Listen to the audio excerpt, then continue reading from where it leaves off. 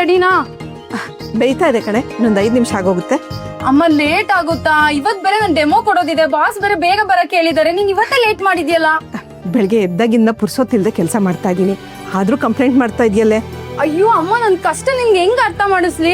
ಆ ನಿಖಿಲ ಮನೇಲೆ ಇರ್ತಾಳೆ ತಾನೆ, ಅವಳ ಹತ್ರ ನೀನ್ ಎಲ್ಪ್ ತಗೋಬೋದಲ್ಲ. ನೀನು ದೊಡ್ಡೋಳಲ್ವಾ, ಯಾವತ್ತಾದ್ರೂ ಹೆಲ್ಪ್ ಮಾಡಿದ್ಯಾ? ಮತ್ತೆ ನಿನ್ನ ನೋಡ್ತಾನೆ ಅವಳು ಕಲ್ತಿರ್ತಾಳೆ. ತಡಿ ಮಾಡ್ತೀನಿ ಅವಳಿಗೆ. ನಿಖಿಲ, ನಿಖಿಲ ನೋಡು ಇಷ್ಟು ಆರಾಮಾಗಿ ನಿದ್ದೆ ಮಾಡ್ತಿದ್ದಾಳೆ. ಮಾಡ್ತೀನಿ ಇರು ನಿಂಗೆ. ಎದ್ದೇಳೆ. ಬೆಳಿಗ್ಗೆ ಏನೇ ನಿಂದು?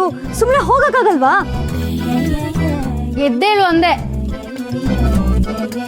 ಈ ತರ ನಿದ್ದೆಲಿರೋರ್ನ ಅರ್ಧಕ್ಕೆ ಎಪ್ಸಿದ್ರಿ ಮುಂದಿನ ಜನ್ಮದಲ್ಲಿ ಹಂದಿಯಾಗಿ ಹುಡ್ತಾರಂತೆ. ಪರವಾಗಿಲ್ಲ ಕಣೆ, ಹಂದಿ ಅಂದ್ರೆ ವರಾಹ, ದೇವರ ಸ್ವರೂಪ. ನಂತರ ನಿಂಗೆ ಹೊರ್ಗಡೆ ಹೋಗಿ ಕೆಲಸ ಮಾಡಕ್ಕೂ ಆಗಲ್ಲ. ಅಟ್ಲೀಸ್ಟ್ ಮನೇಲಾದ್ರು ಹೆಲ್ಪ್ ಮಾಡ್ಬೋದಲ್ವಾ? ಎಲ್ಲಾನು ಹೇಳ್ಸ್ಕೊಳ್ಳೇಬೇಕಾ? ಸುಮ್ಮನೆ ಬಿಲ್ಡಪ್ ಕೊಡ್ಬೇಡ. ಏನ್ ಮಾಡ್ಬೇಕು ಅಂತ ನನ್ಗೂ ಗೊತ್ತು. ಕೋಕಿಲ, ನಿನ್ ಮೊಬೈಲ್ ರಿಂಗ್ ಆಗ್ತಿದೆ ನೋಡು. ಬಂದೆ ಅಮ್ಮ, ಇನ್ನೊಂದ್ಸತಿ ನೋಡ್ಕೋತೀನಿ. Boss, good morning sir. Yes sir, order ಎಲ್ಲ ರೆಡಿ ಇದೆ ಸರ್. ಡೆಮೋ ತೋರಿಸಿ ಅವ್ರಿಗೆ ಕೊಟ್ಟರೆ ಆಯಿತು. ಹೌದಾ ಸರ್? Okay sir, okay. ನೀವು ಬರ್ತೀರಾ ಅಂತ ಇನ್ಫಾರ್ಮ್ ಮಾಡ್ತೀನಿ sir. Okay sir, okay, bye sir. ಅಮ್ಮ, ಬಾಸ್ ಆಲ್ರೆಡಿ ಹೊರಟಿದ್ದಾರಂತೆ. ನಂಗೆ ತುಂಬ ಟೈಮ್ ಆಯಿತು. ನಾನು ಆಚೆ ಕಡೆನೇ ತಿಂಡಿ ತಿನ್ಕೋತೀನಮ್ಮ. ಬಾಯ್ ಬಾಯ್ ಬಾಯ್. ತಿಂಡಿ ರೆಡಿ ಇದೆ ಕಡೆ, ಒಂಚೂರು ತಿನ್ಕೊಂಡು ಹೋಗಿ. ನೀನು ತಿಂಡಿ ತಿಂತ ಕುತ್ಕೊಂಡ್ರೆ ನನ್ನ ಕೆಲಸ ಹೋಗುತ್ತಷ್ಟೇ. ಬಾಯ್ ಬಾಯ್. ಏನು ಹುಡುಗಿರೋ ಏನೋ, ತಿಂಡಿ ತಿನ್ನಕ್ಕೂ ಟೈಮ್ ಇಲ್ಲ ಅಂತಾರೆ.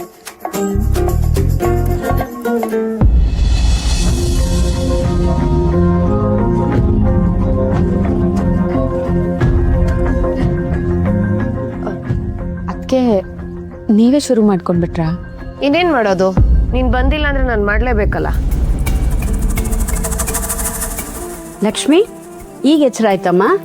ಸಾರಿ ಅತ್ತೆ, ಅಲಾರಾಮ್ ಆಗಲೇ ಇಲ್ಲ. ಅದ್ ಹೇಗ್ ಅಲ್ರಾಮ್ ಆಗಿರಲ್ಲ ಅಂದ್ರೆ ಒಂದು ಅಲ್ರಾಮ್ ಕೆಟ್ಟೋಗಿರ್ಬೇಕು, ಇಲ್ಲ ನೀನೇ ಬೇಕು ಬೇಕು ಅಂತ ಸೆಟ್ ಮಾಡಿರಲ್ಲ. ಈಗ ಏನಾಯ್ತು ಅಂತ ಹೀಗೆ ಆಡ್ತಿದ್ಯಾ ತ್ರಿಪುರ? ಲಕ್ಷ್ಮಿ, ನಿನ್ನೆ ರಾತ್ರಿ ನೀನ್ ಲೇಟಾಗಿ ಮಲ್ಗಿದ್ ನಂಗೆ ಗೊತ್ತಮ್ಮ. ತ್ರಿಪುರ ಹೇಗೋ ರಂಗೋಲಿ ಹಾಕ್ತಾ ಇದ್ದಾಳೆ, ನೀನ್ ತುಳಸಿ ಪೂಜೆ ಮಾಡ್ಬಿಡು. ಹಾಯ್ ಗೈಸ್, ಇವತ್ತು ಅದೇನೋ ಸ್ಪೆಷಲ್ ಡೇ ಇದೆಯಂತೆ, ಅದಕ್ಕೆ ನಮ್ಮ ಅತ್ತೆ ರಂಗೋಲಿ ಹಾಕ್ತಿದ್ದಾರೆ. ಅತ್ತೆ ಹಾಯ್ ಹೇಳಿ. ಯಾಕೆ ಕಾಣಿಸ್ತಿಲ್ವೇನೆ? ಸರಿ ಹೋಯ್ತು, ಸಾರಿ ಫ್ರೆಂಡ್ಸ್. ಇವತ್ತು ನಮ್ಮಮ್ಮ ರಂಗೋಲಿ ಹಾಕ್ತಿದ್ದಾರೆ.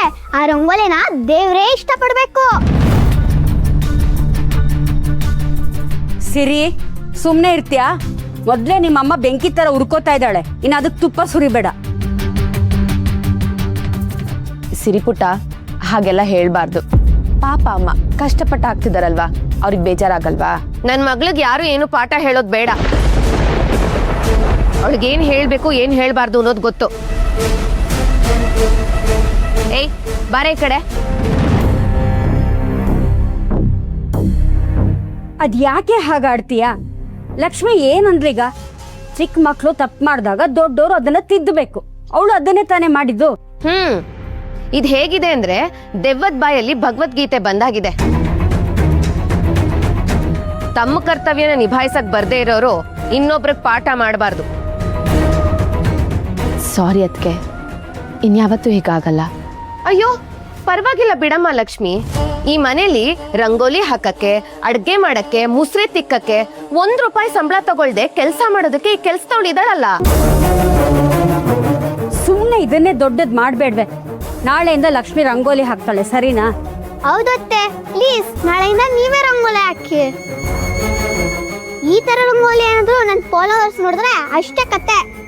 ಇನ್ಯಾವುದು ನನ್ನ ಚಾನೆಲ್ನ ಓಪನೇ ಮಾಡಲ್ಲ.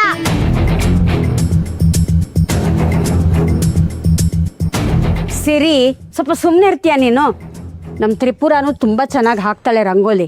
ಗಡಿ ಬಿಡಿಲ್ ಹಾಕ್ದಾಗ ಹೀಗಾಗತ್ತೆ ಅಷ್ಟೇ. ಅಂದ್ರೆ ಏನಮ್ಮ ನಿನ್ ಮಾತಿನ ಅರ್ಥ? ನಾನ್ ಚೆನ್ನಾಗಿ ಹಾಕಿಲ್ಲ ಅಂತನಾ? ಅದ್ರಲ್ಲಿ ಡೌಟೇ ಇಲ್ಲ ಅಮ್ಮ. ಸ್ವಲ್ಪ ಸುಮ್ಮನಿರು ಸಿರಿ ನೀನು. ಗಡಿ ಬಿಡಿಲ್ ಹಾಕ್ದಾಗ ಹೀಗಾಗತ್ತೆ, ಅದರ ಅರ್ಥ ಚೆನ್ನಾಗಿಲ್ಲ ಅಂತಲ್ಲ. ನಮ್ಮ ಲಕ್ಷ್ಮಿ ಹಾಕ್ದಂಗೆ ಎಳೆಗಳು ನೀಟಾಗಿ ಬಂದಿಲ್ಲ ಅಂತ ಅಷ್ಟೇ. ಅಯ್ಯೋ ಹಾಗೆಲ್ಲ ಏನೂ ಇಲ್ಲ ಅತ್ತೆ, ಅದಕ್ಕೆ ಹಾಕಿರೋದು ಚೆನ್ನಾಗೇ ಇದೆ. ಅಲ್ಲಿ ಇಲ್ಲಿ 1-2 ಎಳೆ ಸರಿ ಮಾಡಿದ್ರೆ ರಂಗೋಲಿ ಸೂಪರ್ ಆಗಿರುತ್ತೆ. ಸರಿ, ಹಾಗಿದ್ರೆ ನೀನೇ ಹಾಕು. ನಿಮ್ಮ ಅತ್ತೆಗೂ ನೀನ್ ಹಾಕಿದ್ರೇನೆ ಇಷ್ಟ ಅಲ್ವಾ? ತ್ರಿಪುರ, ಏ ತ್ರಿಪುರ,